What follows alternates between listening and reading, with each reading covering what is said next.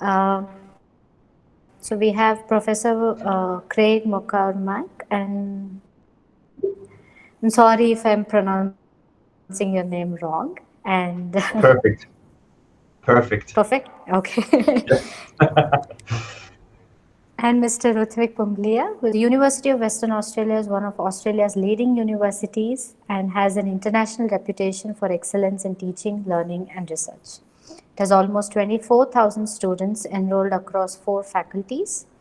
A model of broad undergraduate studies followed by postgraduate professional qualifications is designed to produce well-rounded graduates as well as provide additional entry opportunities for a wider range of students. As Western Australia's premier university, UWA is the highest ranked university in Western Australia according to ARWU 2019 and is also a World Top 100 University according to ARWU 2019 and QS 2020. As a research-intensive university, UWA is part of the Group of 8, a coalition of top research universities in the country and one of only 2 Australian members of the Worldwide Universities Network. UWA is also a foundation member of the Matariki network of high-quality, research-intensive universities with a particular focus on student experience. From UWA, we have Professor Craig, who is an early career academic with a passion for teaching architectural design. He is currently finalizing his PhD thesis concerning the possibility of architecture in outer space. He says, "My research is concerned with testing the limits of architecture. I believe that this is a very important conversation to be having, as people deserve well-designed environments no matter where they are living, even in outer space." Professor Craig received a prestigious Fulbright Western Australian postgraduate scholarship to carry out research at the Sasakawa International Centre for Space Architecture and has also studied in UK with a background in music and art before moving into architecture. Welcome, sir. Welcome, Professor. And over to you. The floor is yours. Thank you very much. That was a wonderful introduction, so I really appreciate it. Let me just bring up my presentation and let me know if you can see and hear me clearly. Okay. Yes, yes.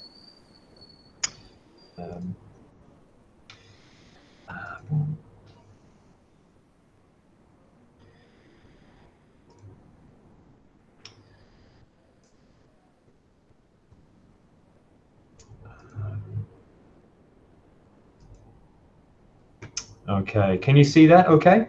Yes, we can see it. Excellent, fantastic. Well, thank you very much again for that wonderful introduction. My name is Craig McCormack. Thank you for taking the time to have a listen to me talk and watch my presentation. I would just like to begin by acknowledging the Whadjuk Noongar people, the traditional custodians of the land on which I meet with you all today, and to pay my respects to their elders past and present. I extend that respect to Aboriginal and Torres Strait Islander peoples here today. So I'm going to talk to you about the postgraduate courses in architecture, design and planning. To be honest, I'll tell you right now, my focus and my knowledge really does pertain or center around architecture. So excuse me if I don't have a huge amount of information about the sort of planning aspect, but hopefully I'll be able to give you enough information in today's presentation, okay? So I'm just going to talk about the structure of today's session, just so you have a bit of an idea about the subject and the topics I will talk about today. So I'm going to just introduce briefly the School of Design and Geography and Planning Department and talk about the strengths in our research and teaching and the course structures, current online delivery methods, our facilities as well. We have an amazing campus here, I think, some career opportunities, and talk a bit about industry engagement, which I think is quite important to our disciplines. So about the School of Design, and some of this is mentioned already, but I think it's really important to reiterate. Our School of Design, in terms of architecture, is the highest rated by employers for architecture in Western Australia, and part of the QS survey of 2020. And we have a really close, supportive community within our faculty here. We're quite lucky, and I'll mention this a couple of times because I think it's really important. Not only do we have architecture in the one building, we've got landscape architecture, we've got art, we've got art history, we have education nearby. So we have a really supportive community of disciplines that work together, I think.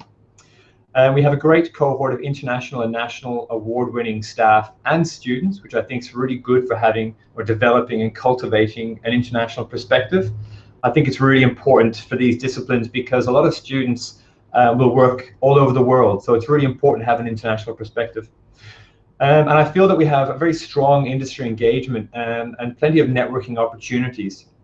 The great thing about Perth, I think, Perth's a relatively small city, I think, internationally. So everybody knows everybody, which I think is a really positive thing.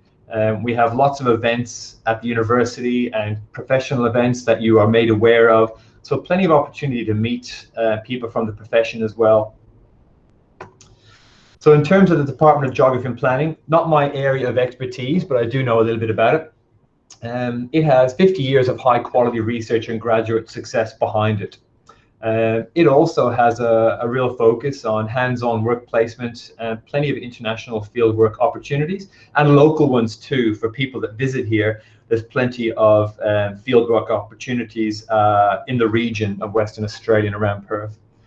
We have world-leading experts teaching on topical and relevant issues to make sure that what you're learning is contemporaneously relevant, and state-of-the-art laboratory and analytical equipment. So I thought I'd outline a couple of advantages of studying the postgraduate courses at Architecture, Design and Planning at UWA, the University of Western Australia. We shorten everything down here, so UWA is what we refer to it normally. So as I've mentioned, we've got a great, strong community, a close-knit community of creative thinkers, and I think having those overlapping fields or those overlapping disciplines allows for some great connections. It's a very unique collaborative environment, so there's opportunities within our postgraduate courses to take units in complementary disciplines. So as an example, if you're studying architecture, and I'll talk about this later in the course structure, you have the opportunity to take some units in landscape architecture or urban planning to really help direct your own educational future. We've got some great staff. I'm biased, of course. I have some amazing friends that I teach with here. I think that we're pretty innovative. I think that we're pretty enthusiastic. We are mostly academics creating new research, or we're professional practitioners working in the community. So I think that's quite valuable for students. We have excellent facilities as well. I'll show a few images of those later and talk about the facilities. But we have up-to-date workshops, laser cutters, 3D printers, all the usual stuff, well-equipped studio spaces, which is just teaching a summer studio at the moment, and I was presenting in our large class, and that's just been updated with brand new projectors, so really, really great facilities. And we also have multiple computer labs all across university, but certainly we have dedicated laboratories for students who want to stay here after hours, and they're open for enrolled students 24/7. And I think one thing I'll mention about the workshops as well, we have excellent staff, we have professional staff, so we have people who can create whatever you can imagine and help educate you in that way as well.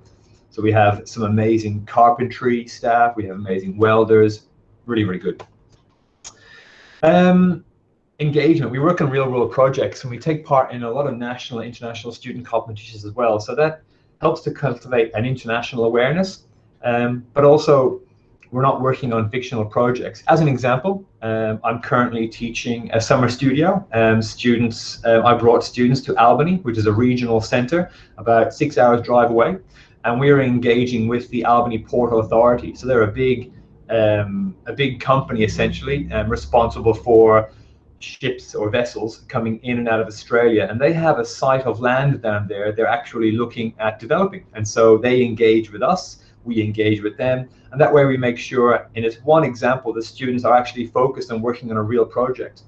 And with the summer studio, as an example, if a student or a group of students are successful in their design and they present it to this company and they think the design is good, they will engage the students to actually work on the project. So we try to make sure that most of our design studios especially are integrated into realistic projects. As mentioned before, we are very cross-disciplinary, not just because we're located near all these other amazing disciplines, but you do have the opportunity to not only take these complementary units, but also meet these students as well in other disciplines. They may be people that you work alongside, You may start a practice with them later. It means that you also get, through education, this great natural network of colleagues that you build up. And we also, as mentioned before, have a great international outlook. I'd say at the moment, I couldn't give you a percentage, but easily over half of our staff that work here have international background, myself included. I come from Ireland originally, and I've practiced and taught in the UK and in Europe, in Italy as well. And so this also means that you have a great network for the future. That means you can always contact us if you're looking for a reference, if you're moving to a different country and you're looking to get some support. So why study here? So we're also interested in making sure we attract the right students, right? It's not just about the university, I think. And so, I mean, as a university, we're looking for students who want to be innovative in their ways of thinking and practicing. All right. And we're looking for individuals who want to develop their own individual viewpoint and an understanding of how the values of society, ours and your societies, relate to the design of the complete environment. Architecture, which is what I teach, comes with an incredible responsibility because it does give you this ability, this power to design your environment around you and for others. And we're also looking for students who want to address contemporary issues in an independent and creative way in order to participate in a challenging and rewarding vocation. So I'm going to talk about some strengths in research, followed by some strengths in teaching that I think that set us apart. So we have strong connection to our Australian Indigenous art and culture.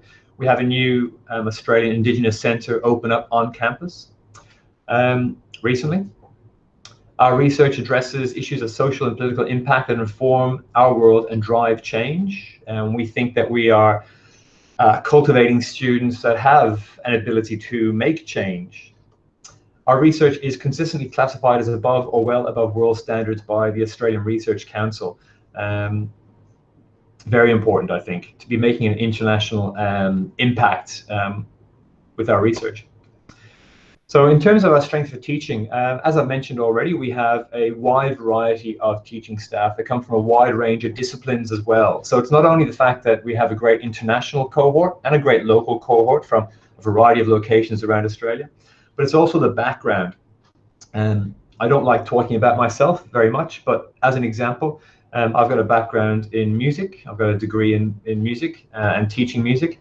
I've got a degree in art. And I've got an undergraduate in Bachelor of Environmental Design. I did my Masters of Architecture here at the university, and now I'm doing my PhD. And most of the teaching staff here have this multidisciplinary background with a lot of other experiences and education, which I think can really help the students. Whereas I've mentioned, we're all highly experienced and active in our field, so we're all current researchers or current practitioners, and have worked around the world. And we've won many awards for both teaching and practice, I should say, as well. As an example, I'm going to talk about a couple of current staff members who are doing amazing things. And if you're interested in their work, by all means, write their name down and do a bit of research of your own to find out more. But I thought I'd talk about a couple of individuals that I kind of work with regularly and I think do amazing work as two examples of people that, if you come here, will teach you. So the first is Jenny Officer, and she is one half of an amazing practice called Officer Woods. And this image you can see on screen, these two images are of the East Pilbara Arts Centre.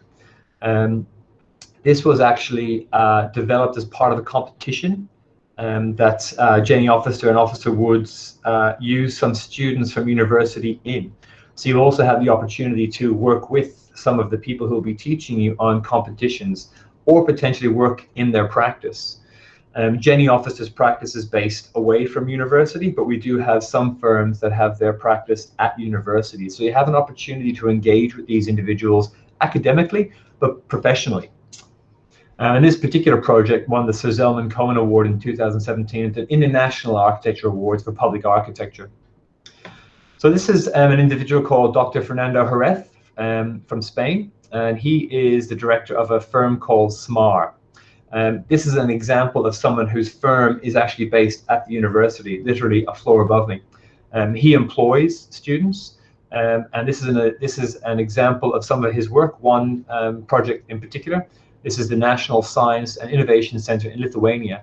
This is an international design competition that they won. And again, like Jenny Officer, Dr. Fernando Jerez was employing students that are still working on this competition.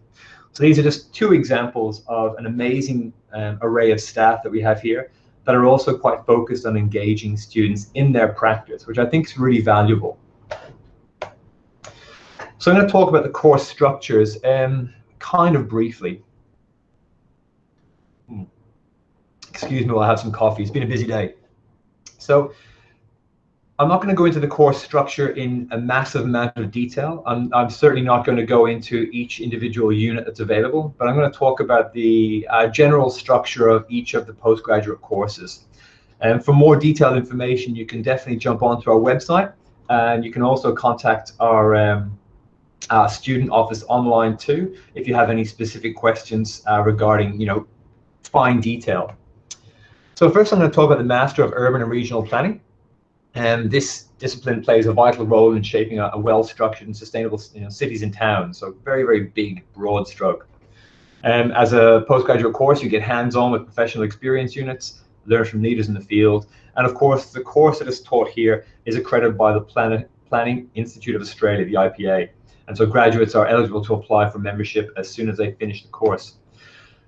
So typically you have, and this is for all of our postgraduate degrees, you have core units, which you have to do, and you have optional units, which depending on what you're interested in, you have a lot of options there, which is fantastic. So you can really tailor your individual education there. You can really tailor your direction yourself. We give you a little bit of responsibility here. So certainly when you enroll, there are the core units you have to do, but we do expect that you do a little bit of research and find out what it is you like. And we're also here to help you as well. So in case you're a bit unsure of what you want to do, we're here to give you advice. We're here to have a conversation with you and see what you're interested in. We can guide you with these optional units. Here's some examples, for instance, of the optional units for Master of Urban and Regional Planning. And there's different groups as well. So we have some rules built into each of the disciplines. You must do a certain amount of a certain type. Some of our optional units are more research focused, and some of them are more technically heavy, full of information. All right, so the Master of Architecture. Now this is really, I know a lot of information about this. I know a lot more than the other disciplines. So as an overview, it's where you learn how to plan, design, and manage natural and built landscapes for the benefit of communities and the future of health of the planet. So you get excellent opportunities to learn from and interact with members of industry through formal classes and work placements. We have dedicated academic and professional teaching staff who've won national and international teaching and design awards and have extensive experience around the world. We do have a great teacher ratio, or teacher to student ratio of 12:1 for our master's classes, which means that you get a really great opportunity to have conversations and talk to your professors and your teachers, which I think is really important at a postgraduate level. We're all about the conversation here. And again, we've got a great set of core units that you must take. And these ensure that when you leave, regardless of all the options you need to take, you have a well-rounded, very strong foundation before you go off and register and practice as an architect. So like I said, I'm not going to go through all the units here, but these are the core units you must take. These are option units. I'll talk about the focus groups a little later. And focus groups are, if you have a particular interest, you can have a focus area, and a particular combination of optional units will provide you with this focus area, and this will be acknowledged on your graduation certificate. But I'll come back and I'll talk about those a little later. As an example, this is, these are some of the option units you can choose to support your Master of Architecture education. So on top of those core units, you can choose from this list of options. Now, of course, these units aren't always available in every semester, but the majority of them are. And so we are here to help you negotiate which ones might be interesting to you, but it's also up to yourselves as prospective students to have a look online, look at these optional units and see what might be of interest, and sign up. And this is the Group C, so even more amazing units. And we have units, I'll pull a few out and talk to them. So We have the first unit there, practical building conservation. This is for looking after or for learning about how to look after and conserve heritage buildings. And further down, we have advanced architectural animation. It's a unit that I teach, and this is where you actually pick up the skills to produce high quality animations to help you communicate your designs to prospective clients and the world. We have furniture design, where you can learn to design furniture and then actually build it in our state-of-the-art workshop. And these are just some of the many units you could choose to engage with.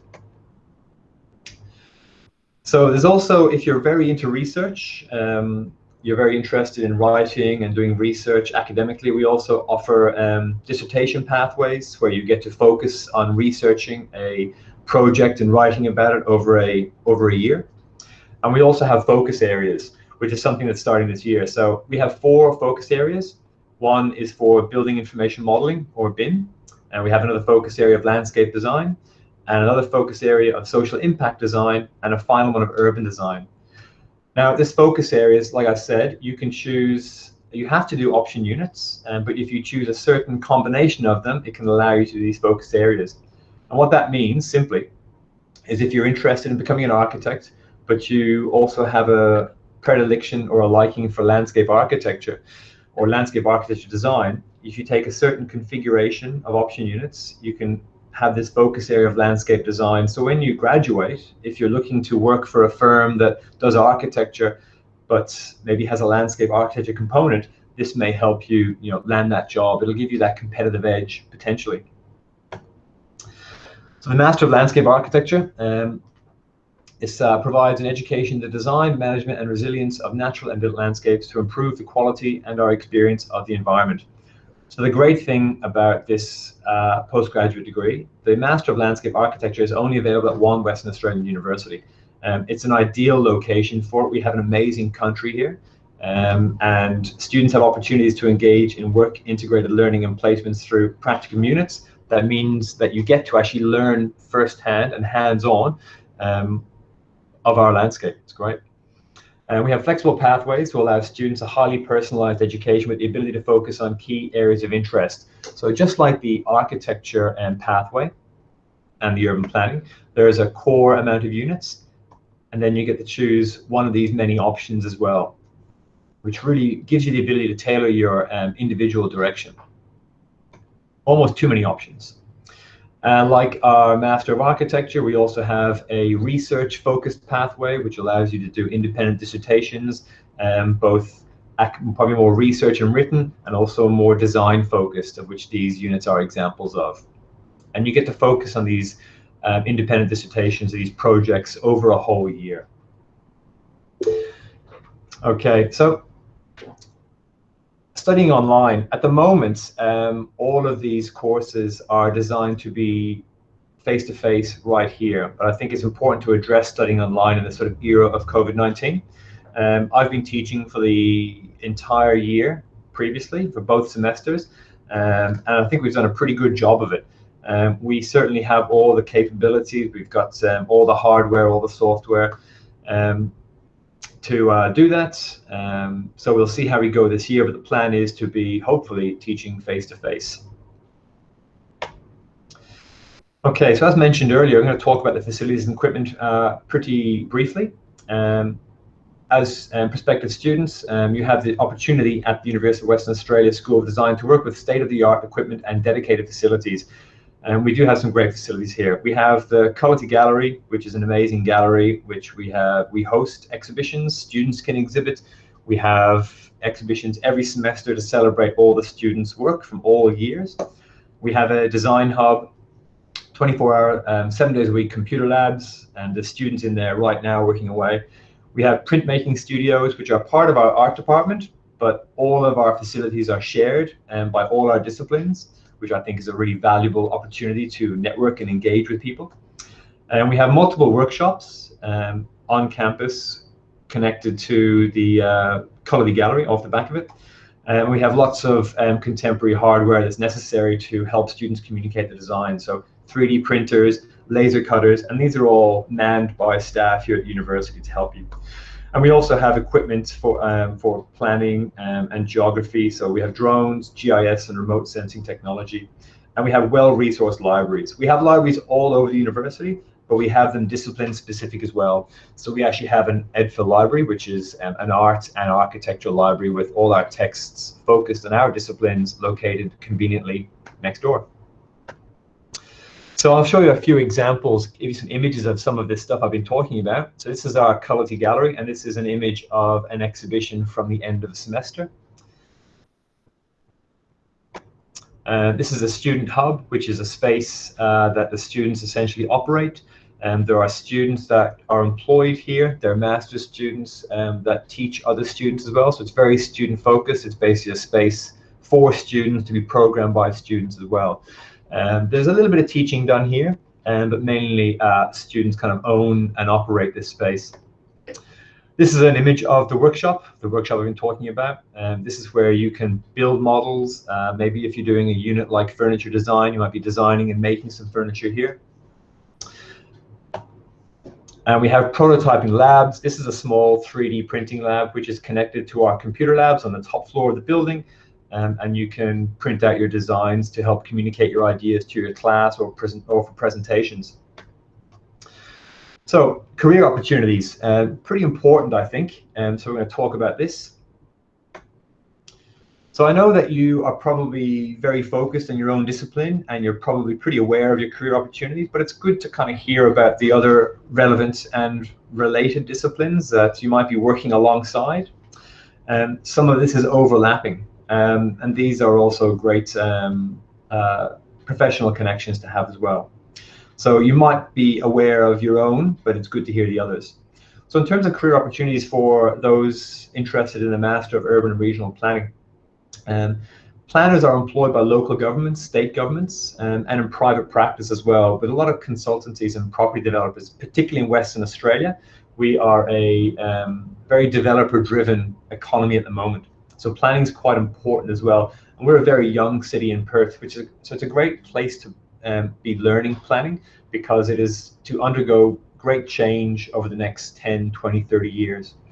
We have our Australian Bureau of Statistics predicting that our population will double by 2060. So yes, fantastic place to learn. So career opportunities for Master of Urban and Regional Planning, Urban and Regional Planner, Political Analyst, and Policy and Planning Manager. So very important big picture thinking. So in terms of a Master of Architecture postgraduate degree, you could become an architect, a conservation officer, looking or interested in heritage buildings. We have a young history here of only a couple of 100 years, but we're very interested in protecting that, I think. It's part of our identity. It's quite common for architects to move into landscape architecture as well and work together. I myself, as an architecture graduate, worked at a landscape architecture firm. These disciplines overlap. It's not uncommon for architecture students to move into urban design and also become university lecturers just like me. As a Master of Landscape Architecture, you could become a landscape architect, an environmental consultant, environmental manager, urban designer, or again, a university lecturer. So in terms of industry engagement, I think that we offer pretty good work integrated learning opportunities. So I'm going to talk about a bit of work integrated learning, or WIL, if you will. So work integrated learning, or WIL, describes a range of approaches that integrate theory with the practice and experience of work. Common work integrated learning activities include work placements, internships, or projects in the workplace, completion of case studies, volunteering, service learning, work shadowing, and simulations on campus. And we have these work integrated learning, we'll say, aspects or features in all three of these postgraduate courses I'm talking about today, in the Master of Urban and Regional Planning, the Master of Architecture, and the Master of Landscape Architecture. So I'd like to finish today's presentation with a few quotes from students. These are examples of students who have undergone work integrated learning aspects of their education. This is Yue Liu, and he's a Master of Landscape Architecture graduate now. And he was given the opportunity to be an intern at Paul Bangay's studio in Melbourne. So at the moment, travel even within Australia is not particularly common due to COVID-19. But there are opportunities, or there have been opportunities, to meet with people who practice in different locations and to go and do internships there. This is Tyson Faliki, who is completed her undergraduate degree, and before she engaged in her Master of Architecture postgraduate degree, and was able to pursue an internship at Shigeru Ban Architects in Tokyo, where she learned how to participate and engage in a rigorous and exciting international atmosphere. So we have great connections as well with our staff to international firms, so we can certainly support students who are interested in coming here or also going elsewhere as well. I'd like to end with a student who I know personally called Rohan Golestani. He's an architecture student. He's currently finishing his master's, and he had the opportunity to be part of an international summer studio. So not unlike or very similar to the summer studio I'm teaching here now regionally, there have been and will be in the future, hopefully, opportunities to study at international locations. And in this case, in I think it was 2018, that this student, as part of a cohort of 20 students, got to go and study a summer studio internationally in Spain, where they worked at RVCA Architects, so a very, very important and very impressive international firm. We've also had students, not Rohan, but students who have actually gone on to return to these firms to work there as well. So really great international connections through work integrated learning practice. And I think that's all I have to talk about today, if that's all right. I hope it's been long enough. Been perfect. Thank you, sir. Maybe we can take a few questions. I think Mr. Rutvik has been answering quite a few of them on the chat.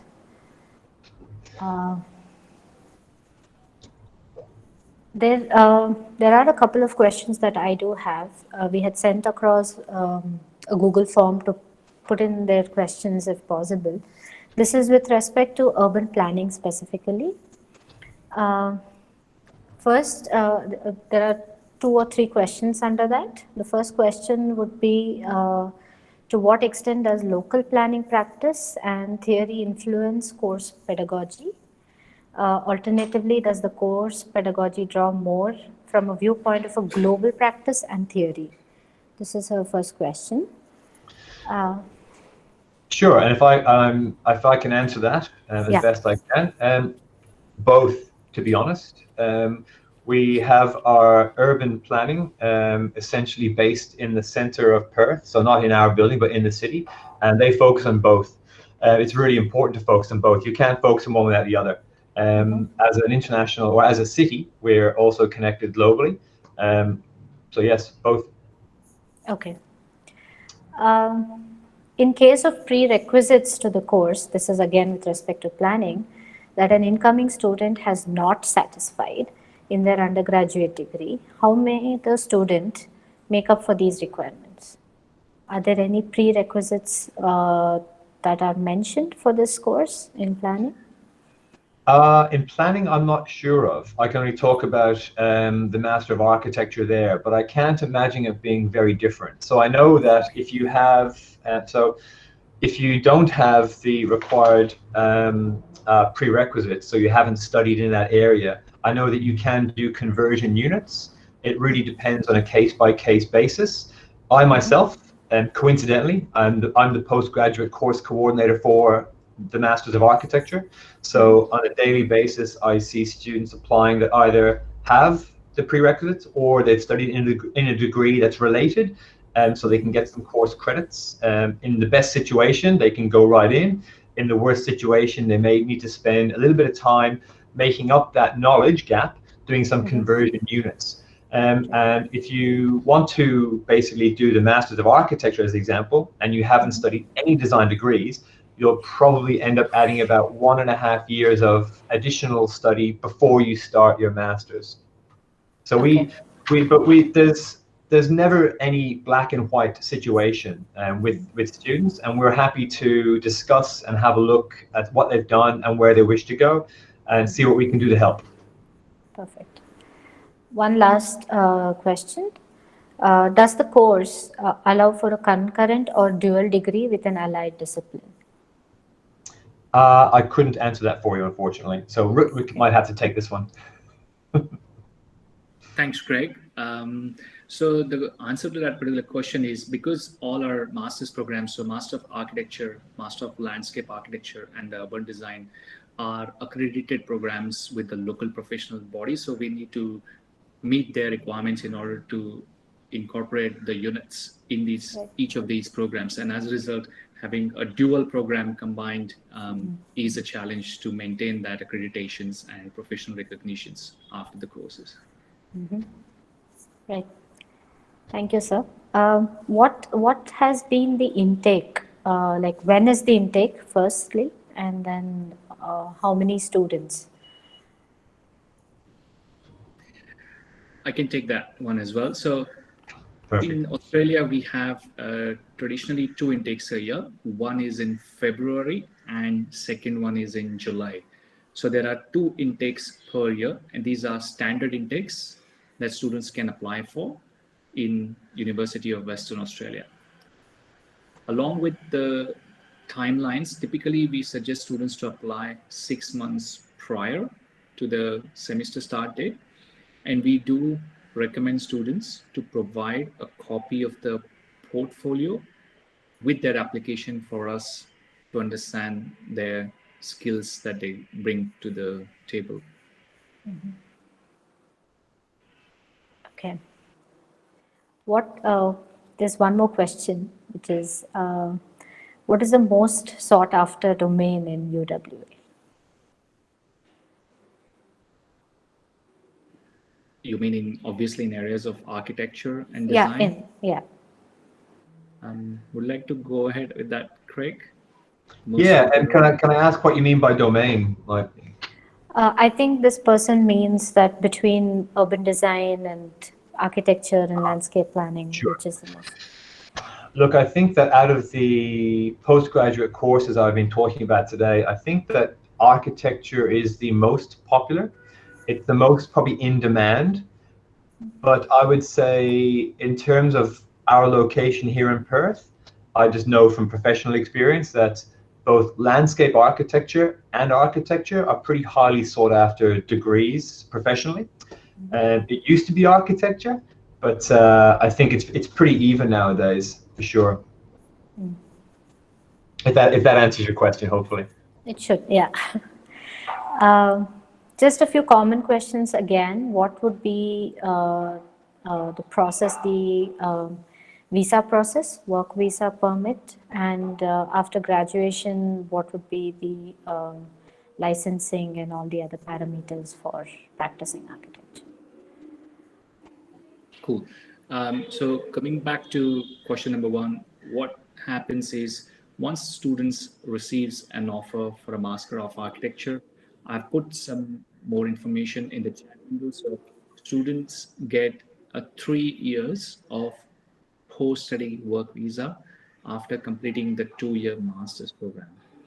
Now, it's 3 years of additional visa that students get. They are allowed to work full-time in a professional setting, so maybe for an architecture or a landscape architecture in Perth, Western Australia.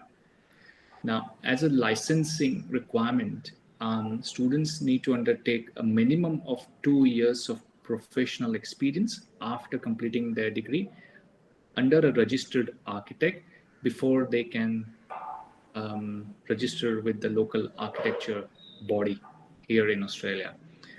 And that's the standard process across the country to be a registered architect with the local bodies. Okay. I have another question.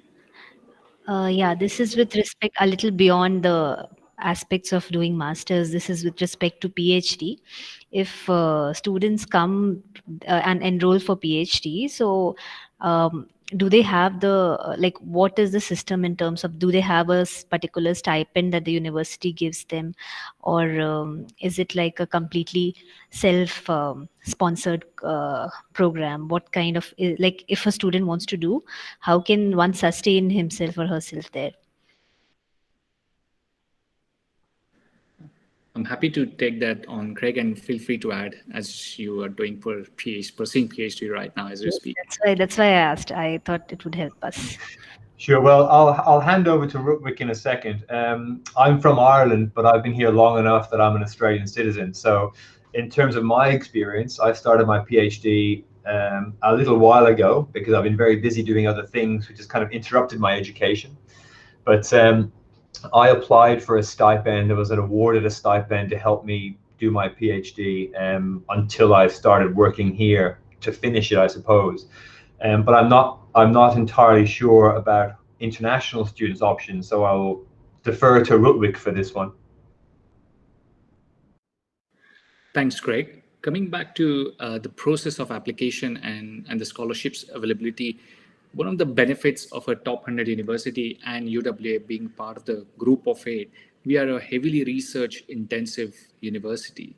And what happens with a PhD is most of our PhDs are funded by the university. And that includes your tuition fees to pursue PhD, which can vary between 3 to 4 years in duration, depending on the scholarship type, and also the stipend that we offer to our research students. There's a process of application, so there's no semester start for a PhD. Research students can start any time of the year, unlike the master's or undergraduate students. In terms of the process, what we request prospective research students is to provide us with a 250 words research proposal, and along with their demonstrated research experience. We have an email address that I can share on the chat window where you can send these 2 details to.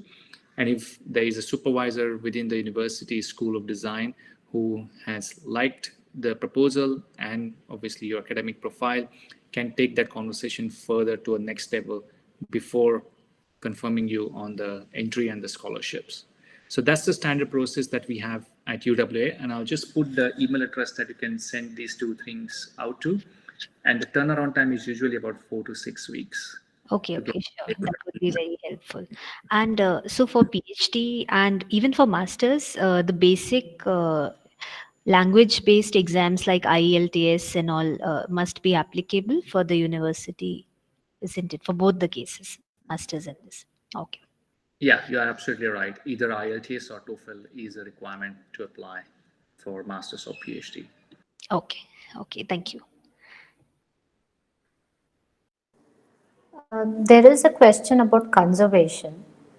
So this person asked, what is conservation all about? Does it even include designing, or is it just restoration?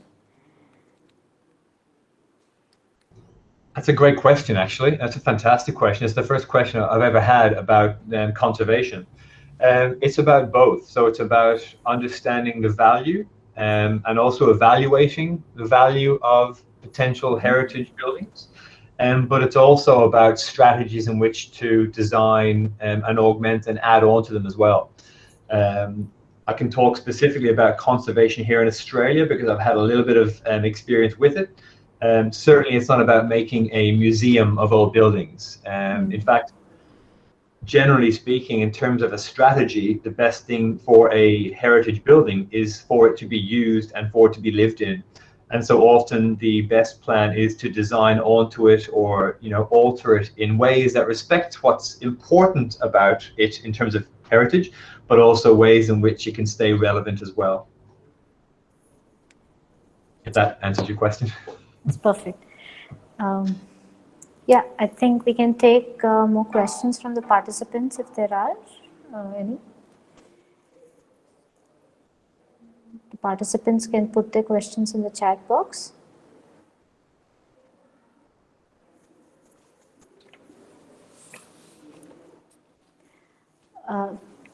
If I may ask, what has been the trend with international students or specifically Indians of practicing after their graduation or staying back in Australia and practicing after graduation? So I'm happy to take that question. So we have seen a surge in in interest for design programs in the recent 2 to 3 years, and a lot of Indian students, particularly from pockets such as Bangalore, Pune, Mumbai, and up north in Delhi, they have been interested in pursuing postgraduate qualifications in design programs overseas, and obviously Australia is one of the destinations that they are now considering for two particular benefits. One is the stay back options and also the career opportunities they get after completing the program.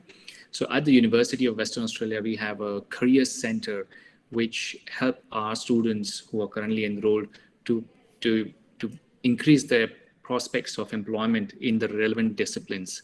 We also have some architecture firms who come on campus and run workshops for our students to prepare themselves when they're about to graduate. Similarly, we have a careers fair that happens twice a year on campus for students, which provides them a platform to interact with their prospective employers as well. And as Craig mentioned, during the master's degree, we have built-in hands-on internship opportunities for our students. So that also helps them to increase employment prospects. So quite a few of our Indian students who have graduated now are based in Perth and pursuing various opportunities in their chosen areas in Western Australia. If you can elaborate a little bit about the living costs in Perth and also, housing facilities on campus or off the campus. Absolutely. So at the University of Western Australia, just to give you some perspective, we have about 25,000 students who study, out of which 5,000 are international students. And we have close to 400 to 450 Indian students on campus studying various programs. In fact, in 2019, our most popular program where students got enrolled in was Master of Architecture. So as you may have noticed, we have seen a huge surge in design programs from India. In terms of the cost of living, typically international students have two choices to consider. One, they can live on campus. We have an excellent facility of 5 residential colleges, or we call it hostels here, which are available for students, and they are 2 minutes walking distance across the road from the School of Design. Now, if students choose to live on campus, the cost per year is Australian dollars 15,000, which includes the meals as well. So they have this as choice one. But predominantly, a lot of our students choose to live off campus in a rented accommodation with a bunch of their friends. And that also works out to be a lot more economical than living on campus. So we do encourage students to consider both the options, maybe for a semester live on campus, but if they choose to go off campus, then the cost of living can stay anywhere between $10,000 to $15,000 per year. So that's the benefit of living off campus, whereas on campus has its own benefits where you don't have to cook your own meals and so on and so forth.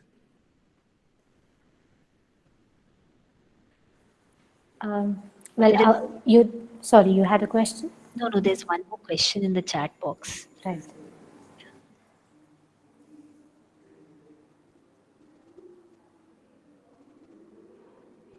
Yeah, Mr. Nikhil. Read it out for you, that question.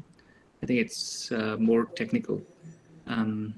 So I've just discovered the chat box, so let me have a look. This is a question by, is it Mitul Adhat? Any specific softwares a student should learn before taking up the masters, apart from AutoCAD, SketchUp, and Lumen? Look, that's actually a really good question, because most universities probably have a focus on a certain amount of software. I teach a lot of software, so I'm actually a pretty good individual to ask. So yes, AutoCAD should be learned. I would suggest Rhino is also a very popular 3D package.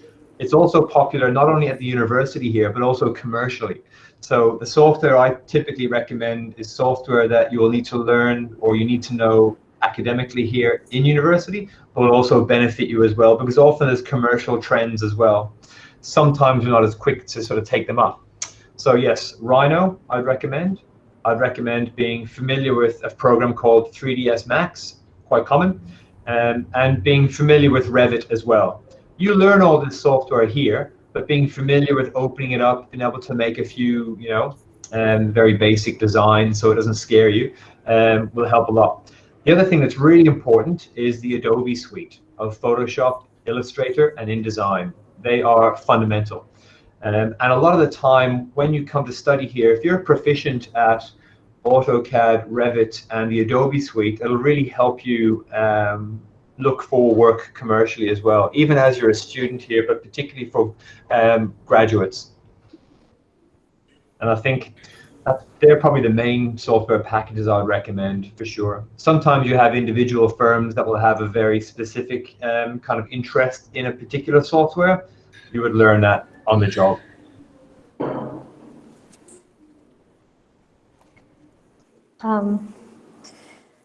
You did mention that the studios are a mix of practice or having internships and learning along with it.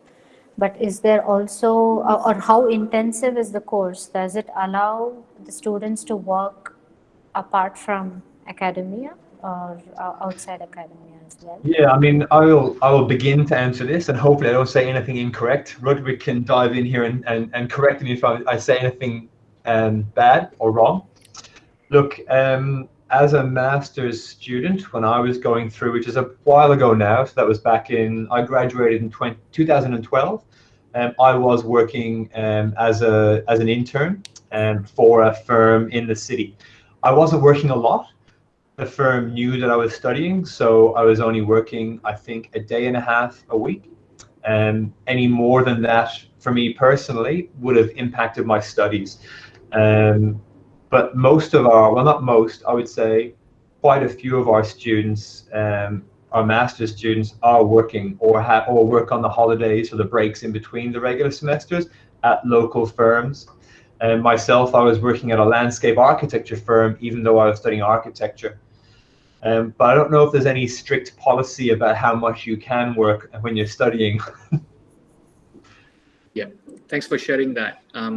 As an international student, Australian government allows to take on part-time job during the semester and has a limitation of 40 hours a fortnight. So on an average, 20 hours per week, they are permitted to work while they are pursuing the semester. During the semester breaks, students are allowed to take work opportunities and can work full-time. And that's another benefit a lot of students make out of while their semester breaks. They take on internship opportunities. So I was also a student at UWA, at the business school, pursuing my master's. So in the first year, I took on tutoring opportunities for undergraduate students in engineering. So that's something that's also available on campus. Whereas off campus, during my summer break, which was spread across 3 months, I took on a job with the digital marketing firm in the renewable energy sector. And that also helped me to take on some, make some spare cash for my cost of living. So that does help international students, and one of the benefits of studying at Australia.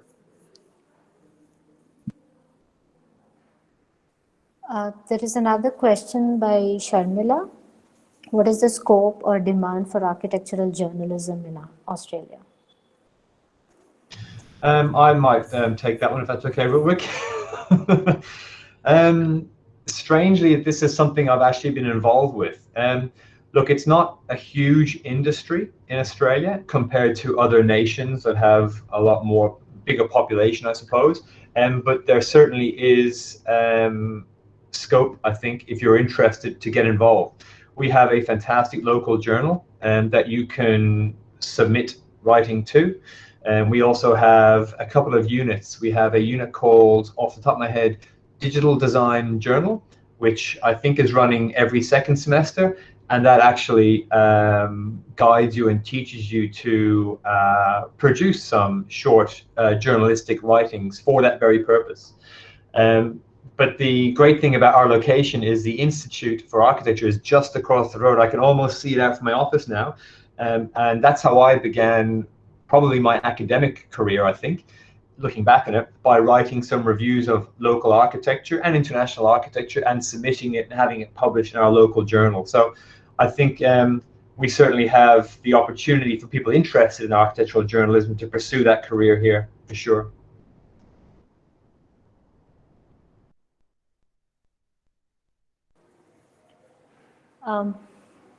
I don't think there are any more questions. So thank you, Professor Craig and Mr. Ruthvik, for joining us and for this elaborate session, as well as taking time off your busy schedules. So thank you for being part of this webinar.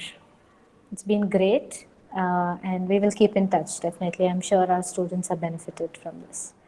Thank you so much.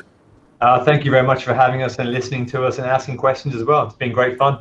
Our and pleasure. Hopefully we'll see some students here shortly. Yes. Thank you so much. Thank you very much. Bye-bye, everyone. Bye. Bye. Take care. You too.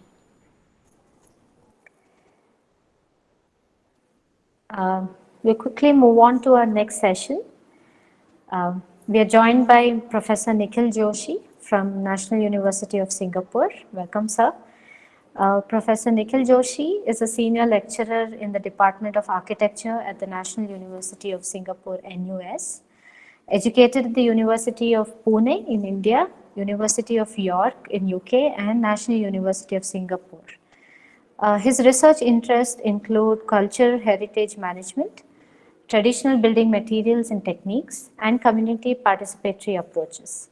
Before joining NUS, Professor Nikhil worked and taught in India, UK, and Malaysia for over a decade. He is a fellow of the Royal Geographical Society, UK, and the recipient of the Society for the Protection of Ancient Buildings, Lethaby Scholarship, UK.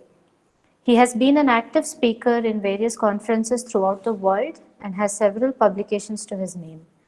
His main recent publications include Mahabodhi Temple at Bodh Gaya, Constructing Sacred Places, Deconstructing the Great Case of 1895, published in 2019, Managing Change, Urban Heritage and Community Development in Historic Asian Cities, 2018, Community Voices, Preserving the Local Heritage, published in 2016, People Plus Places, Exploring the Living Heritage of Songkhla Old Town, 2016. Welcome, Professor, and it is a pleasure to have you on board. And I hand over the session to you. Thank you, Hiranmai, and thank you, RVCA, for having me today. Can you all hear me nice and clear? Yes, yes. Okay, great. Because to be honest, this is my first time Google Meet. We don't usually use Google Meet here, but I'll try my best. So I'm going to share my slides, and I hope it will work. Present your entire screen. No. Right. How do I share my slides? Any? So when you click on present now, at that time, it will give you an option of whether you want to share a window or a particular tab. Is it giving you that option? Where do I find that? I can say raise hand, turn on captions, and present now. Present now. Click on present now. Okay. Yeah. Then Window. Yes. So if you want to share only your PowerPoint or something, then you click on a window. A window, right? Okay. Yes. Fantastic. Thank you very much. Yes, I can see that, and I'm sharing it now. Yes, sir. Can you all see it? Yes, sir, we can see. Perfect. So thank you very much once again for giving me this opportunity to share few things about my university. Our university is quite big, so I won't be able to share many things. I will. My presentation today is divided into three parts. The first will be I will be introducing my university, which is National University of Singapore. Then I will be talking about my department, which is the Department of Architecture. And then I will be focusing more on a particular program which we have recently launched. It's MA in Architectural Conservation. Right. So a brief history of NUS. It started as a small medical school in 1905 with 23 students, and now we have more than 43,000 students, something like that. So we are not the oldest in Asia. Of course, there are some Chinese universities which are much older, and even yeah. And then but we started in 1905, so we are 116 this year. So definitely old, but not as old as some of the other Asian universities. I'm not going to go into the history of that. Okay, this is what we are now. So that's I think for prospective students this is more important than the history. But past is always important. I deal with a lot of heritage and history, so that's why I wanted to introduce that from where we come, our roots, and where we are now. So we have 3 campuses in Singapore. One is called Kentridge, where I am located. The other one is in Bukit Timah, and which is the oldest one, and Outram, which is our medical school and hospital. We have 13 undergraduate schools. We have 4 graduate schools, and several double degrees, master degrees. And like I said, we have around 43,000 students, 60 bachelor degrees, and around 2.6 thousand faculty members, which are the academic staff, 4.1 thousand research staff, and so on and so forth. We are ranked 11th globally this year, and for Department of Architecture, subject wise, we are ranked number 12, which is a slight drop from last year, where we were ranked number 8. So this is where we stand presently. This is our campus, a part of our campus, which is called University Town. And I'm relying on more videos, because I thought that the students will be benefited from watching the videos rather than just photographs and listening to my talk. So I'm going to share some short videos every now and then, so that the prospective students can have a feel of, when they come to Singapore, when they come to NUS, what are they going to get. So I'm going to just quickly share this, and please let me know if you can hear the audio as well. There are disruptive changes sweeping across the world because of the fourth industrial revolution and rapid technological advances. There are jobs that do not yet exist, and knowledge and skills that are not yet available in the curriculum of many universities. We'll have to reimagine new models of learning and adjust the way we teach and learn.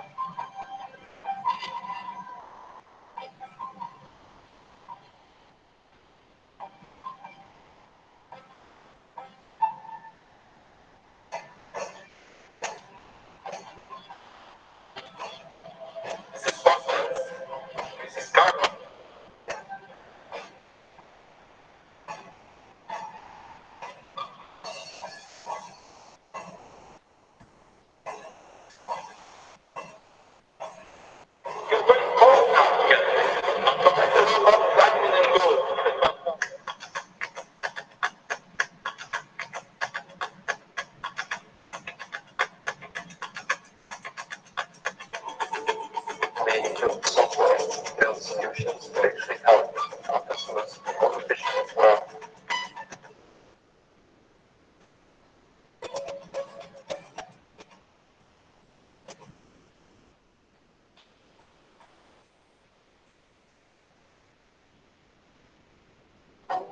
We aim to be a leading global university that inspires and innovates for positive societal impact.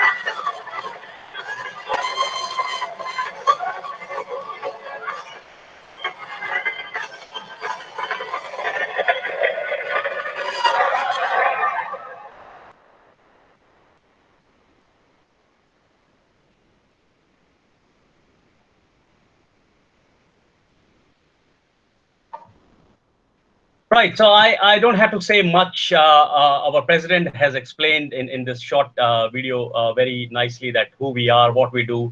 We are beyond education. We don't just give lectures here and award degrees. We are more than that. We are into entrepreneurship, innovation, lifelong learning, and so on and so forth. So that's all about NUS as a university. Now I'm going to focus on my department, which is the Department of Architecture, where and I'm sure more people will be willing to apply here.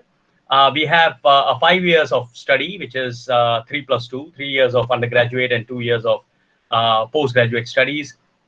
And then we have around 1,200 students, 1,100 plus. We have 16 nationalities here in our student bodies. We have 48 full-time staff and 70 adjunct professors, lecturers, and they are from 14 different nationalities. So we believe in diversity for sure, and that's how we learn from. It's not just about Singapore, and Singapore is a small island nation. So if we just focus on Singapore, I don't think we can be a world-class university. And like I said earlier, NUS architecture ranks 12th in the world by this year in QS World Rankings, and you can get more information from the website. And actually, that's our school building, one of the school building, which we call School of Design and Environment, building number 4, and it is the first net zero building in Singapore. So we don't just teach. What we preach is by example. So we have built this building. I think this was inaugurated in 2019, and this is like I said, the first net zero building where students get first-hand information, not just about theoretical aspects of what is sustainable energy and architecture and all that kind of stuff. So they are actually working and studying inside net zero building. There are few other. This is a short video which talks about our department, which is, again, you can have more information from the website, our department website, and I'm going to play this so I don't have to talk more, and you get a feel of what we are and what we do. One of the unique attributes of the Department of Architecture at NUS is that we're really looking and training our students to become not only amazing architects, but to really be thought leaders for the next generation to influence our built environment. And this is a wide spectrum of roles that students and eventual graduates and alumni need to be engaged in, from planning, from writing, to preservation, to design excellence. And this range of ambition, we want them not to just be good technical people, but really to champion thought leadership. I think that's an important role that NUS as the Department of Architecture has, and it's really where we pride ourselves upon.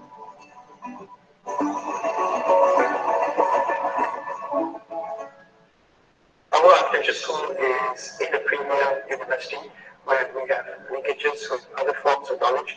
We can collaborate with other researchers and tutors and joint research projects, product design all the way to architectural design. We can look at engineering, we look at science, botany, even at history departments. And I think that within the faculty, there are also other teachers who have academic linkages with other institutions worldwide. And so we have joint studios. Right now we have a studio that is in London with Partner. And our 4th year students are having a time at the lab looking at architectural masterpieces in London, as well as interacting with 4th and 5th year students in the Partner School of Architecture.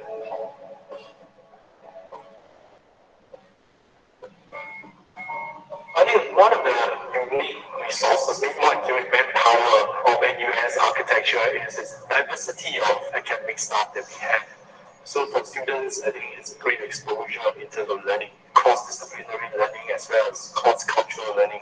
We have teachers from Europe, from US, from Japan, from Korea, from India.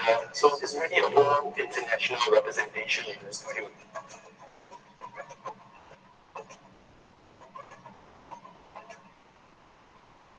Because the education is so multidisciplinary and it encourages critical thinking and kind of creative process that comes out of that towards problem solving in a creative way.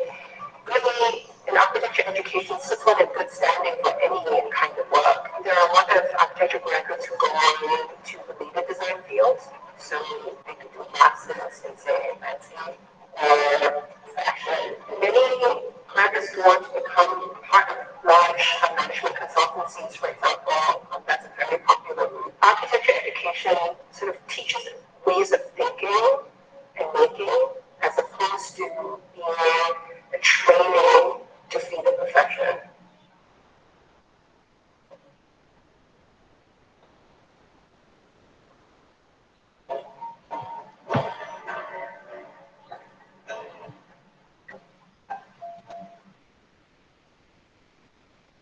Right. So we have a bachelor's degree, and we have MArch, and also we have other masters if students don't want to pursue just an MArch. We have MSc in Integrated Sustainable Development. We have masters in urban planning. We have masters in urban design. We have masters in landscape, and we also have a masters in architectural conservation, to which I'm heavily involved with. And this master's program is the most is the youngest of all the master's program we have in the department.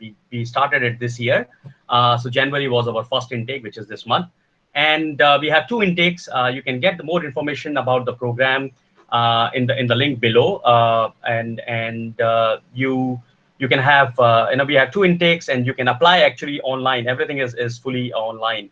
And we have the second intake, which is in August. So I'm going to focus like for 5-7 minutes on why this is a unique program, and why we decided to start this in NUS. Like I said, this was started this year, and we are very proud that this is a very unique program. And it took us 2.5 years to design this program based on the needs and the aspiration of not just Singapore, but I could say the entire Southeast Asian region. And all this is available online. You can download all of our brochures and all. And like I said, we have two intakes, one January every year and one August every year. And for August intake, our deadline to submit your, if anybody is interested, is 1st of March. And again, the application is fully online. We have a master's program. We have also a graduate diploma and a graduate certificate, and it's only 1 year, an MA, and you can do it even part-time as well. So quite flexible, because we understand that not everyone can leave their jobs and do a thing online. And the part-time is more like for the local residents, basically. So what's unique about our program is, although it's just it's like a normal MA in architectural conservation, but when the students join this, they have an option of 3 streams. They can pick and choose their specialization inside this specialized MA. So one stream is policy and management. So if you are interested in policies and working in an office where a government office where they make policies, and write documents for management and all that. And the other one is particularly for the design students, architecture students. It's called Design in Historic Urban Context. So it talks about adaptive reuse, and we have design studios here. So we have 2 major design studios. So each every semester, design for conservation and design for adaptive reuse. And then the other one, if a student is interested in materials and technology, and then they can use they can pick this stream and learn more about historic buildings, survey, recording, conservation, practical conservation skills. So this is the most unique part, I would say. Other than that, it is based in Asia, and that inside this master's program we have 3 different streams, and you can pick and choose your stream as per your interest, and learn basically what you like. It's not like that you have to learn everything. There are core modules which are compulsory, but other than that, you can actually pick and choose your stream and specialize in that. So this is a short video about the program itself.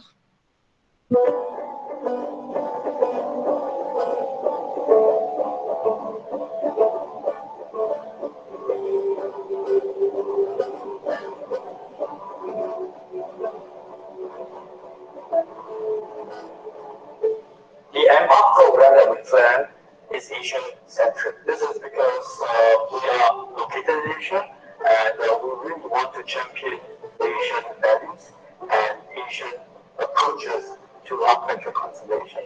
Most of us are trained in the West, however, we should look at our practices, look at our tradition, and look at our experiences in order to promote as well as educate the local, the regional practices with this Asian values.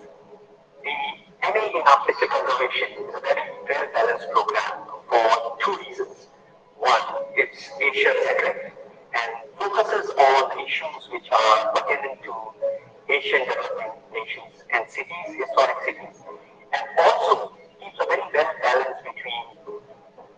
theory, philosophies, and practical conservation skills.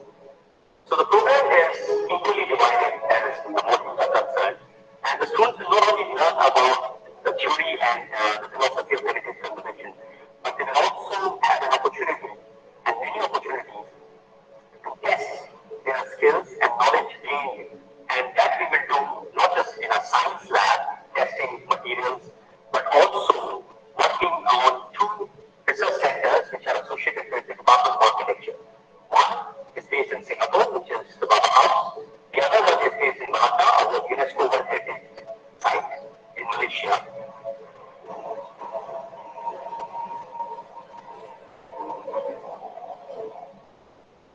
There are three streams that we will offer to the public on conservation educations.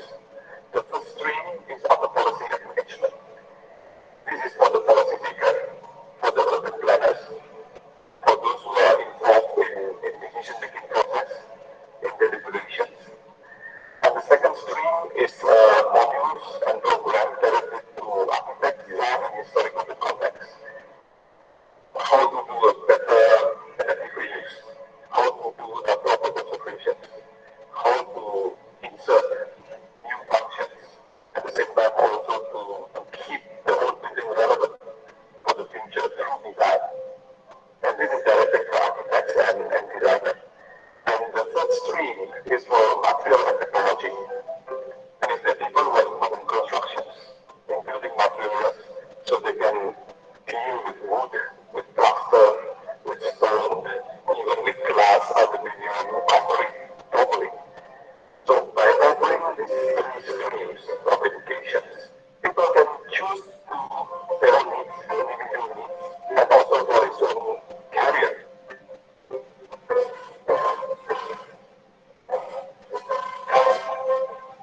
We probably would also examine the European model, the Western ideas of conservation, and map it against our own practices in the region. And therefore, that way we are able to be professional at the very high international standard, but also taking care and making references to the local practice so that it will be embracing our own tradition. And that, I think, is the way forward for Asian conservation.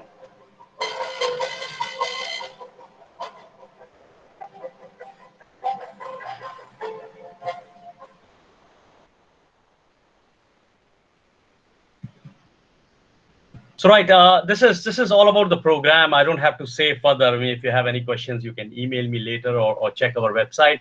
But the program is very hands-on. So like I said in the video as well, we don't just talk about theory and philosophy inside a studio in a classroom, but we do a lot of hands-on. As you can see, we have two research centers with us to experiment. And I'm working on Baba House currently. In the morning, I was there with my students. So we do a lot of hands-on, as you can see in the pictures. I'll just keep flipping them and learn and fail and success and everything. So instead of just doing a few experiments inside a science lab, like I said, in a materials lab, we do it actually on the buildings to see whether it works or not and learn from that.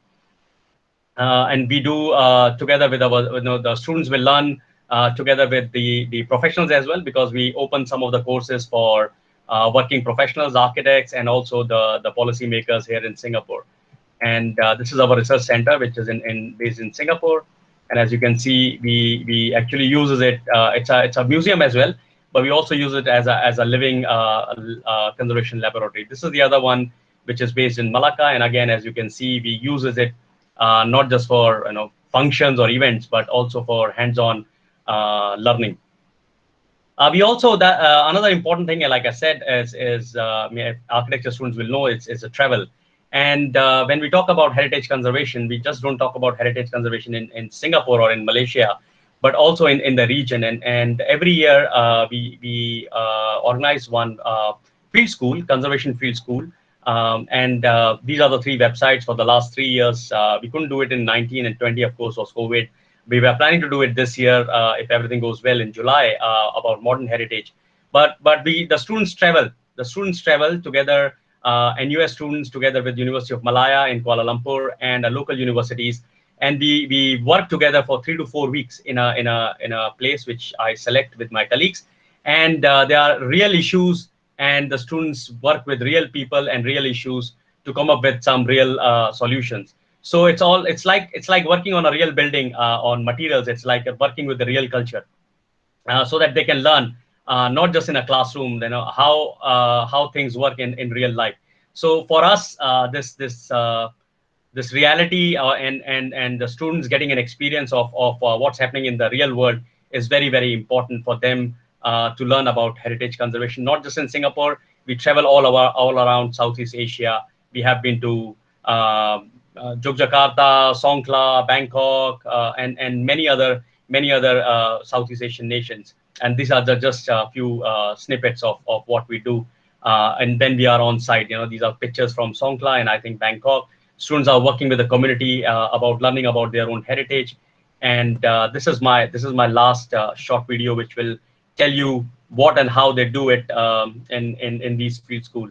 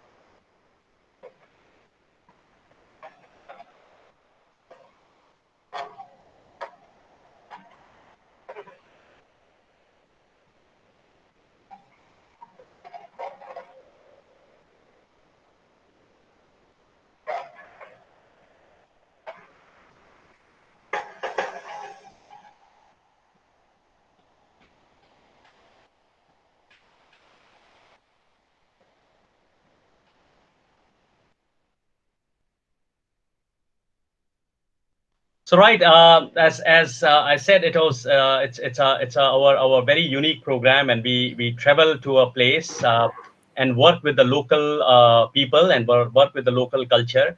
And the most important part of this program is the students of different cultures and different universities. They stay, they work, they eat, and they become very good friends. They learn from each other. I think that's the most important part for our for this program, and I think we believe that this is the best way of learning as well. So that's all from my side. Thank you very much. Thanks. Thank you, Professor. For that was quite an enriching presentation because we got to see students work and could see them put their ideas into action. So that is quite nice. Couple of generic questions I would like to ask in terms of the present situation. How is the teaching happening? Is it online, offline, or? Okay, Singapore. I don't know why my video is frozen, but I'm still here. Can you hear me right? Yeah. We can hear you Okay. and see you also clearly. Okay, but on my screen it is frozen. But anyways, so Singapore is a small nation, and fortunately, the country did very well with the COVID situation. We were having actually face-to-face classes from August last year for 50 students, and we actually missed very few weeks when we were doing the hybrid or online, purely online teaching. And since August, which is our previous the last semester, we were actually for even for bigger classes like the studios.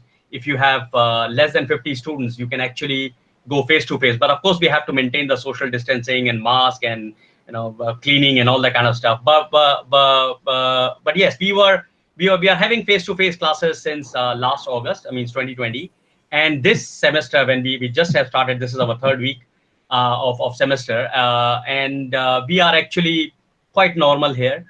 We can have face-to-face classes, but some of our students come from overseas, from all over world, and they couldn't come this semester. So what we have done is we go for hybrid teaching, and we do Zoom, and also we do hybrid. So when I'm teaching in class, like my two Indian students who has joined my module, but she can come to students. So I have to do a Zoom session for them. So my majority of students are with me in the class. But if there are two or three students who cannot join, or they are here but they are on quarantine or something, then we have this flexibility of going hybrid as well.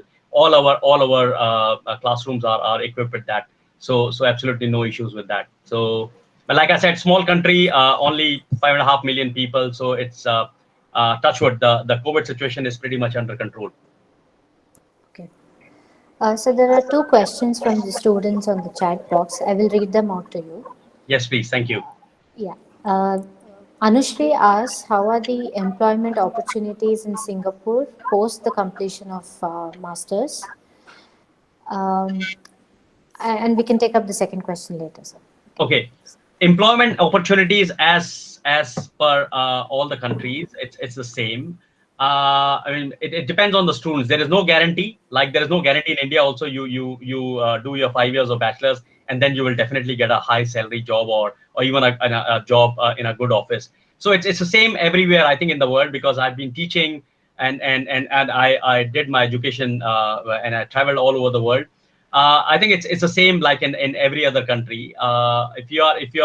If you can prove yourself, if you are a good student, if you can prove through your portfolio and other activities that you are good enough, then you will get a job. But if you can't, then there is no guarantee. So I mean, I'm sorry if I haven't answered it, but I can't say that there is a guarantee. But if you can perform, there are plenty of other nationality students who are working in Singapore after finishing their courses in NUS. So because NUS is highly respected, so if you are from NUS, you are definitely on the higher chances of getting a job. But of course, you need to first get into NUS, and second, you have to have a very good score. So I think that partly answers the second question. So Karupaya asks, sir, can you elaborate how to apply apply for admissions in NUS for post-graduation. Can you elaborate on what you look for in students when they apply for post-graduation? Right. Okay. The first thing is our application process is completely online. So if you go to our department's website, and if you are interested in conservation or any other master's program, you can find each and every details, including the fees and the deadlines and what you have to submit with all the dates and everything. It's really very comprehensive website. So you can find everything here, and then you just have to submit everything online as well. So that's pretty simple. But and for the, sorry, what was the other question? So this is the process, and what's the other part of the question? Can you elaborate on what you look for in students Oh when they yes. apply? Yes, thank you. So what we look for, I mean, we are very proud to say that we are number 11 in the world. We are number 1 in Asia. So of course, like any other university, high-ranking university, we look for good grades. That's the most important thing. But if you can prove beyond grades that you have you have other interest as well, that I think that is definitely going to be considered, and that's what we want our students to be, not just a bookworm basically, but also be very practical, and if you can show and if you can prove in your CV or through your portfolio and all that you have participated in this, you have you are the president of Students as Society, and you did this, you did that. So all these things do matter, but the most important thing is your portfolio, is your grades, and especially the design studio. So yeah, so that's what we see before we consider we shortlist you, and then there is a possibility that once we have once you are shortlisted, you are also invited for an interview. But overseas students are not. They are generally done through online. Uh, we don't ask them you to come here. But yes, some of the master's program do ask for an interview as well, to have a quick chat and see your face, and see how, and talk to you, so that we have a better idea, not just through your portfolio only. So if you have some more time, there are 2 more questions. Yes, please. I'll be happy to answer. Yes. So Harish asks, is the pre-master's work experience compulsory for the courses? Not really, no. And in short, no. But you can definitely go to the websites of individual programs and check. As far as I know, I don't think there is a compulsory thing that you have to have 2 years or 4 years or 5 years of experience. You can actually apply straight from the school, from bachelor's to master's. Okay. The next question is again by Anushri. There are several concerns regarding the 1-year duration of a master's program. So how would the accreditation of the MSc Integrated Sustainable Design work in India and other countries where 2-year master's program are better recognized? Is it easily acceptable globally? Oh, I can talk about globally. Yes, that's the reason we are, I mean, like I said, ranking wise, we are number 12 in the world. So it is highly respected, our programs globally. But to be honest, I can't comment on the COA, whether COA accepts this or not, because I'm not in touch with them. But I don't think like the student said, that 2 years program is valid in India. You have to have a 2 years master's, but I don't think you need to check this with COA. But I mean, if you talk about globally, and if you talk about even if you just want accreditation, if you want a stamp from COA saying that we accredit this 1 year ISD or any other 1 year UD or UP program you have done in NUS, I don't think they will do it. But if you want proper knowledge, yes, don't worry too much about COA or this. I think you should be the student should be considering basically getting a world-class knowledge rather than a stamp from accreditation body. But like I said, our degrees are highly respected all over world. But I to be honest, I cannot comment on whether you can go to COA and say that I have done this NUS degree, but can you give me a stamp on my registration certificate? Right, sir. We have another question from Nivedita. Do you have any online course which is recognized same as regular master's course at NUS? Nivedita, I am not sure whether you're talking about NUS as a whole or you're talking about Department of Architecture. I cannot. I mean, I know there are several online courses like any other reputed universities we have for NUS, but for DOA, which is Department of Architecture, I don't think we have any online course yet. But we are in the process, and hopefully in few years' time we will have an online course. But to be honest, online courses are online courses. Online courses are not for. It's just basically for mid-career professionals and for the what we say as a continuing professional development. You can't actually. People do say that I have done a master's in fully online and but I don't think any university can offer an architectural master's fully online, and then you can receive the same level of knowledge as you would do doing a master's or any other, especially for architecture. We have, I mean, I'm sure RVCA must have faced a problem when you have to teach online the architecture studios, right? Yeah. So it's very difficult to teach online, and we face the same problem. So we have to find ways of doing it. So I don't think we would in future we would have a program which is fully online and which would be equivalent to a master's degree. But and now we don't even have any short programs as well. But we are in the process. But they will all be for mid-career professionals just to increase your knowledge. And like I said, we call it CPDs, continuing professional development or executive programs, mainly for executive, not for a very fresh undergraduate who wants to do a postgraduate degree or a diploma. Right. So one last question. Yeah. What are the options for research and PhD? Are there any courses related to biomimicry, biointegrated design? Oh yes, we have Masters by Research, which is a 2 years course. So what happens? The 1 year courses are Masters by coursework. So they are taught in class, and so that's the reason they are 1 year. But we have also a Masters by Research. You can go to our website and check the research programs. We have plenty of Masters by Research courses where the student can actually pick and choose their. So it's like a mini PhD.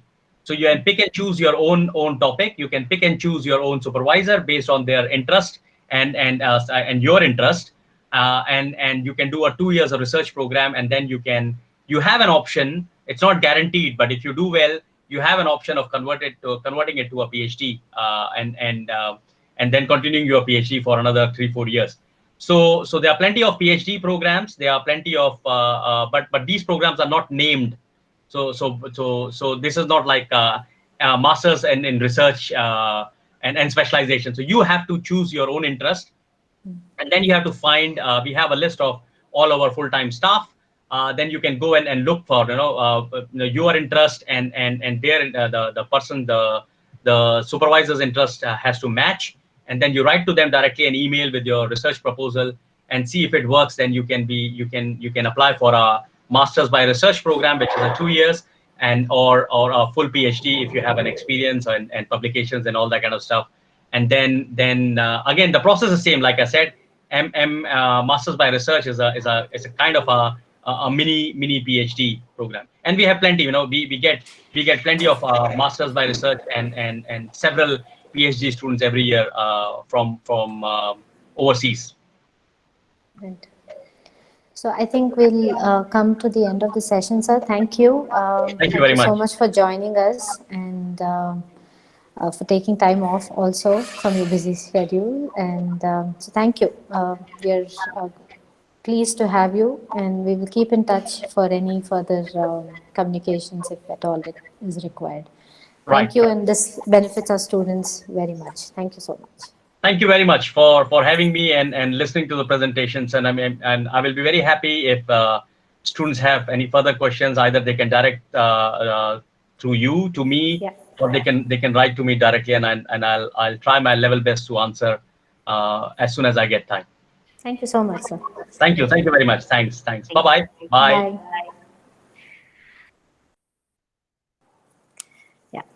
We will quickly move on to our question and answer session with our alumni from NUS. We have Ms. Vaishali Parmar, or rather architect Vaishali Parmar.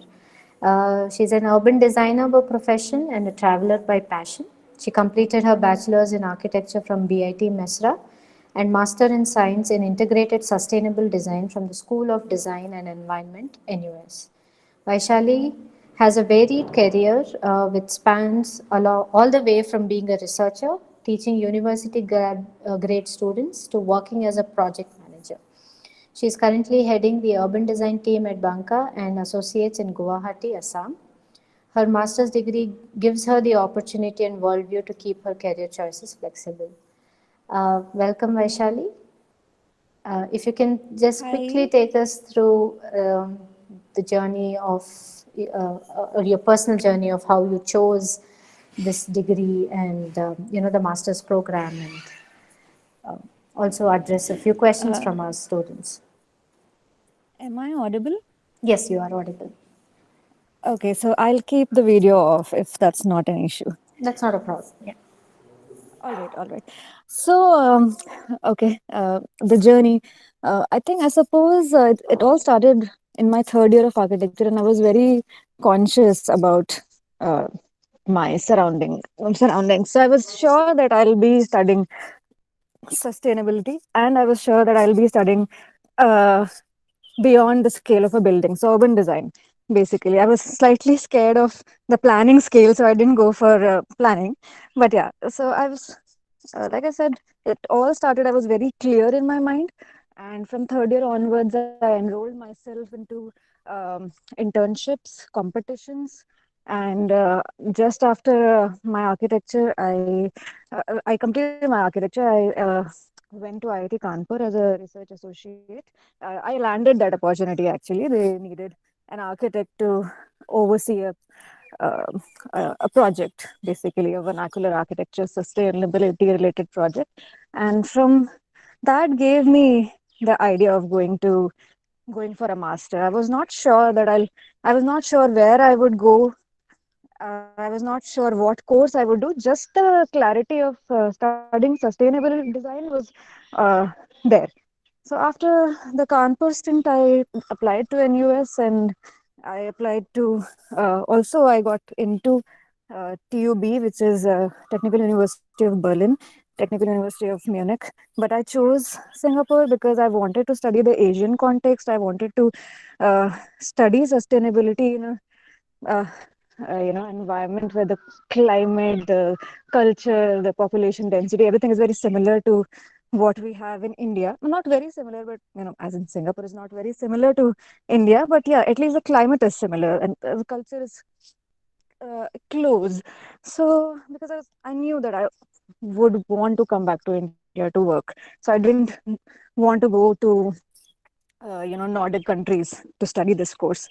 So yeah, and after I did my masters, I completed my masters. I was again sure that I don't want to stay back in Singapore because I wanted to quickly come back and start my career in India. Because if you stay back in Singapore, then it's tough to come back. And for a couple of years, I taught at Sushan School of Art and Architecture. Then I just wanted to experiment a bit, and I was working as a project manager because ISD teaches you how to do that. Also, it's a bit of the word integrated literally integrates a lot of stuff in that course. It's a packed course. So they teach you sustainability, they teach you how to oversee a project, an architectural project or an urban design project, both. And currently I'm in Guwahati because my husband is posted here, and yeah, I'm heading the team at a nice office, and it's really rewarding. The journey has been, and I hope it will continue to be very multicolored for me like it has been. Right. Do you think there are any prerequisites that our students should be equipped with before starting their masters in a place like NUS? Yeah. There are three very important things Professor Joshi has already mentioned them. I'll just say it again. First of all, is your grade. Uh, I think 7.5 is the minimum. Although there is nothing, there's no said rule. The NUS may make an exception for you if you have an extraordinary folio, but 7.5 should be there. And to be on the safe side, try for an 8 CGPA. So, you'll be on the safe side. Then the second requisite, again, nothing is written very clearly because they make exceptions. That's why they make exceptions. But then you should have like at least an 18 months to 24 months of experience.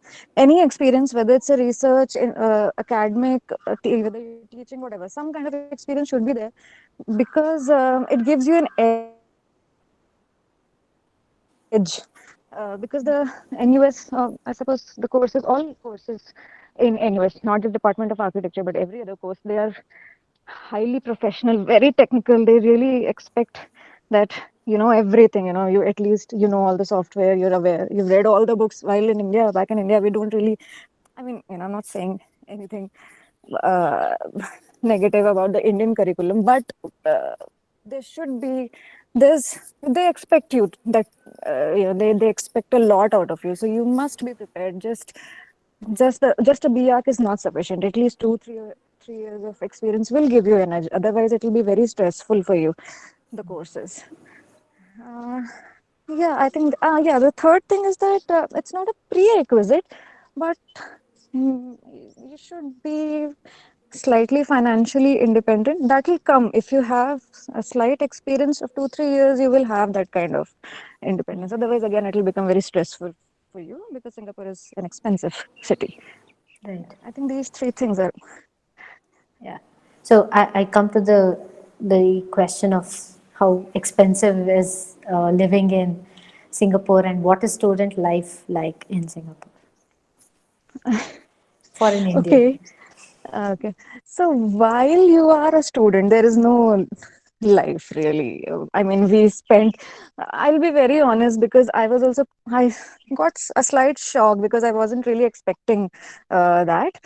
Shock in the sense that we never had any weekends. So, we are working on all Saturdays, all Sundays. I don't know whether it's the truth about every other course, but ISD is definitely very packed because they've packed so much into it, no? So and then to produce all the sheets, because you spend the weekdays studying and then you spend the weekends drafting or completing your assignments. And so while you are at the university, maybe at least for the first semester, there is no life really. And expenses, what can I say? I come from a middle class family. Both my parents were working in service class. So but I got through it smoothly. So yeah, I mean, it's not that expensive, but there's no end. I mean, if it all depends from student to student. If you can, uh, cut down slightly on your fun activities and shopping and stuff, then it's, you can manage. But it's not that expensive like US, I suppose. Yeah, one can manage. Right. So this course that you were talking about is a 2-year course again? No, Integrated it's a first. no. So it's somewhere between 1 and 2 years. I suppose we can say it's a 3 semester course. Okay. But again, it's basically it's more than 12 months. It's about 50. It's a 15-month course. There are only 2 semesters, but they divide the vacations and everything. It feels like 3 semesters. But okay, now I'm confusing you. Let's say it's a 15-month course. Right. And how was it to get a job back once you were back in India? And how what Yes. weightage did it carry once you were back in India? So that's the bright side here. And Professor Joshi didn't know so much, so I really wanted to speak then. But thank you for this question. So ever since I came back to India, it was super easy for me, to be frank. NUS really has that, effect on most of the big firms and big colleges, big even the universities. Like I said, when I was at IIT Kanpur, so I got to know about NUS through IIT because NUS is recognized by the IITs as well.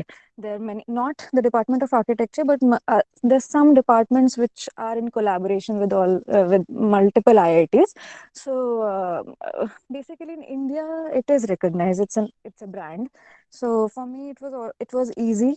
I landed a job first with Sushant, and then I was in between. I was also teaching at Punjab Technical University, which is a government college. So one can also land a I was not a permanent teacher, but I was on contract. But the qualifications are still very, how do I say, they're really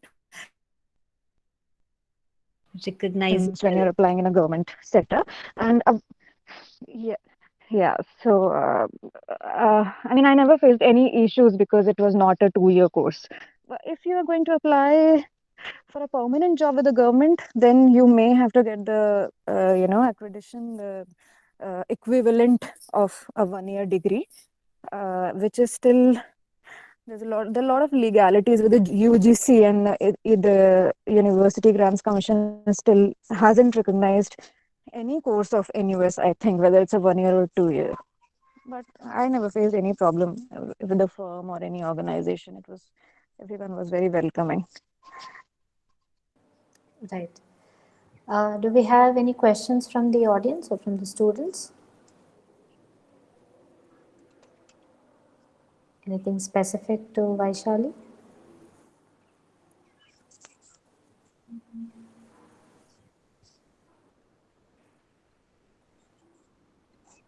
Right. I think I understand that you have taken your time during the lunch hour to join us, and thank you for that, Vaishali. Yes, yes. Thank you for being part of it. I think we have one question. Could you give us an insight on what is offered? Just a second. Could you give us an insight into what is offered in the course? Your Okay. sustainability. Yeah. Hmm. So, as the name suggests, integrated sustainable design. So, the integration happens at multiple levels. The first level is that they teach both urban design, sustainability, with respect to urban as well as building, and that's how the semesters are divided. The first 6 months, 7 months, you spend doing a project on the building aspect of it, and the second project is the urban aspect of it. So that's how mostly it is integrated sustainable design. And then you spend a lot of time also integrated in a different criteria where you study the tangible, as in, how do I explain this? Basically, the material, sustainable materials, and maybe how to do vertical farming and all those, the tangible of it. And then they also teach you the values of sustainability in the intangible terms, as in what is the meaning culturally, what is the meaning of being sustainable in a cultural sense. So I mean, it's a very, very lengthy answer type question, but I suppose you can understand it in the sense that building and urban design both are taught in the same course. But that also makes it slightly general. So if you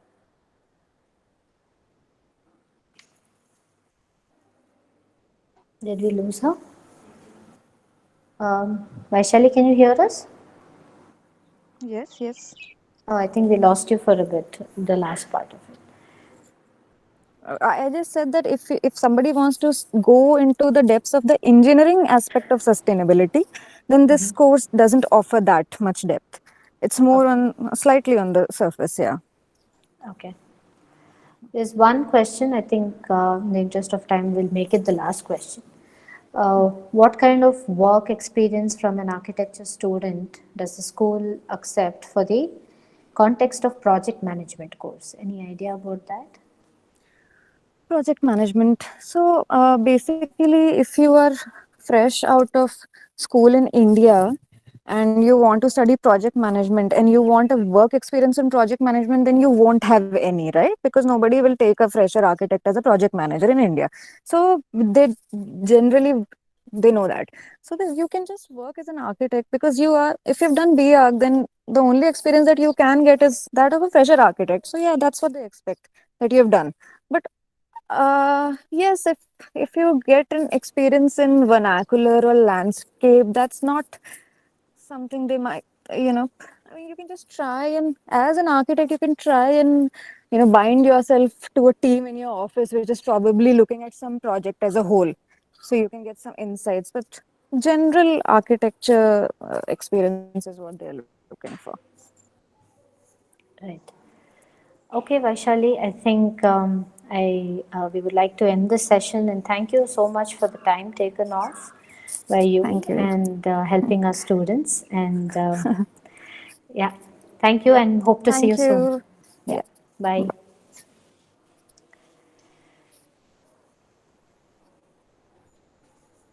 Right, as we come to the end of day one, I'd like to thank all of you participants for being part of this and making this an interactive session. Uh, we would like you to join us back again tomorrow for day two. As you all are aware of the schedule, we'll be starting with the USA, Rochester University and Cincinnati, and followed by UK, that is the British Council, as well as DAAD from Germany and Dessau International School of Architecture. So hope to see you all tomorrow. Have a great evening. See you. Bye. Bye.